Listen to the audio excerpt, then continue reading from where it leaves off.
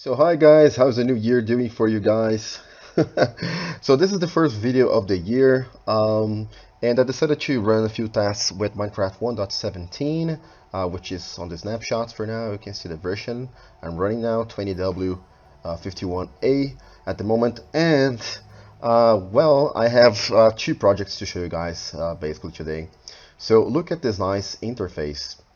We have the iron door, all surrounded by glass. The buttons are conveniently placed here at eye height. We have another one on the other side, kind of make it look like a mirror. But because the button is on glass, it cannot power this block, so it cannot open the door directly. But if you have been paying attention to the sounds, so far you can see that we have a new component, which is exactly what we're going to use to open this door. So if I click the button now, the door opens and I can go through on the other side, and I can also press the button from the other side and it closes the door. How amazing is this?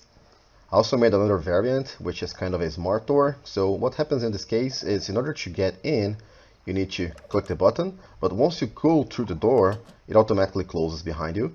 And if you want to go the other way around, once again, just click it and it will stay open until you go through. So it kind of knows what you want, right? And what we have here on this other side is a password protected door, guys. How cool is that, huh? So we have the double door in here, and then we have this little keypad in here, all in glass, guys. And here I have a little cheat sheet telling me what the code is. So it's supposed to be 3122. And what those numbers mean is the number of times we have to press each button in order for the door to work. I haven't worked it too much into the password system because what's important in this video is the concept that I'm trying to show to you guys. So let's try now. So this first button is supposed to be pressed 3 times. So let's do this. 1, you can see this little animation in here. 2, and it's a little bit slow. And 3, and then only 1 for this one. Okay, and 2 for this one. 1 and 2. Yes, guys, we have to wait. It's terrible for now, but keep in mind it's just the first prototype. And finally, this one is also a 2. So 1 and 2, and the door should open. Ta-da! And there you go, guys. So now if I press any of those buttons, I can basically reset or close the door because the password is going to be wrong. Or I can press this other button and just reset the door and it's going to close. So here we have both doors with their bare minimum requirements in order to work. And I will show you guys some of the details because it's not as simple as it looks. Well, this one looks a little bit complicated because the password system, check system, whatever, is, well, not well thought. I just wanted to get the concept out. But this one looks really simple, but it has some flaws that I would like to show you guys behind the scenes in here. So what we have here is the new components. Those are called the Skulk Sensors. So these guys basically can sense anything from a distance, from block placement to blocks that change state, to player movement, all sorts of things. So the real challenge with those is the ability to filter for so that they do exactly what you want. Let me try to land on a safe place. I think here it should be fine. So all right, when I pressed, so as you see, as I move, the circuit kind of fires, but it doesn't trigger the door. Yeah, because we are actually using one of the sensors to activate the door when I press the button in here, and the other sensor is there in order to inhibit the action of the first one so that it doesn't trigger when we just walk around like this. So yeah, when I press the button, you will see a little animation that flies from this button into the sensors.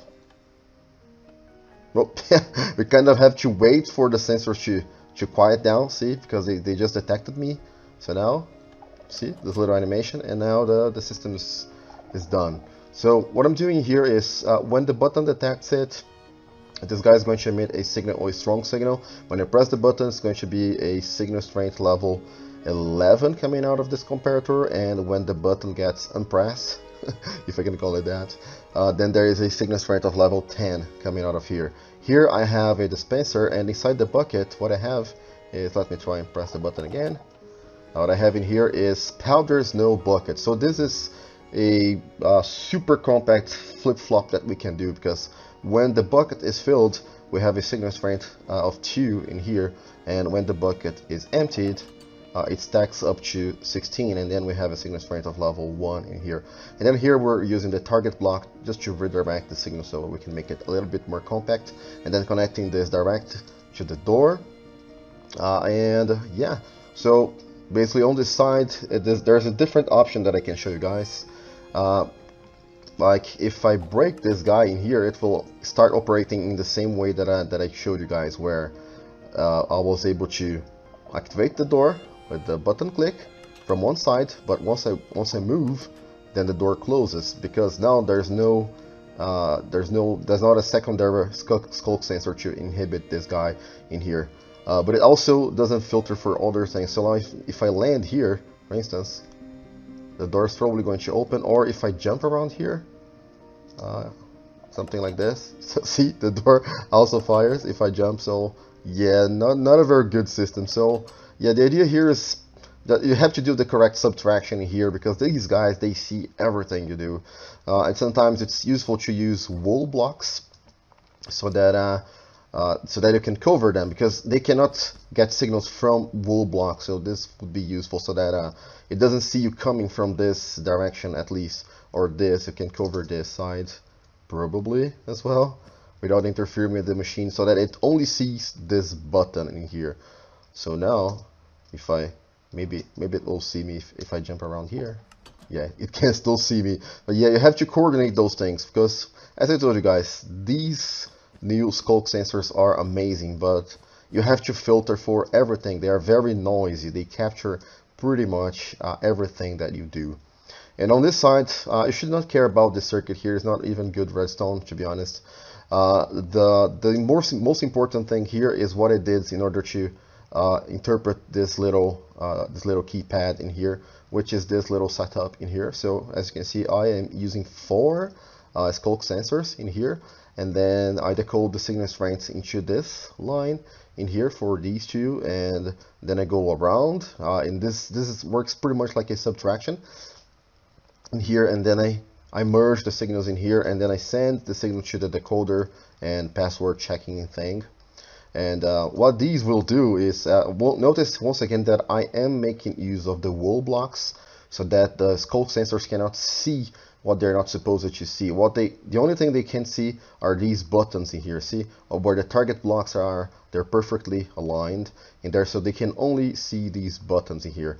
They will detect other things as you move, for example, but those are not going to make a difference, because there is a difference in what the Skulk sensor will detect. And let me build a little setup in here. The signal strength level 1 that you see there is just telling me that what it is detecting is someone walking, and this is how far I am. So if I do it right here, level 5, but if I walk a little bit closer, you can see that the signal strength gets stronger. So see, here is a 9 or a 10 from the output, and here it's just a level 4. So so this will show you the distance, so how far you are from the sensor, and this will show you what kind of things being done.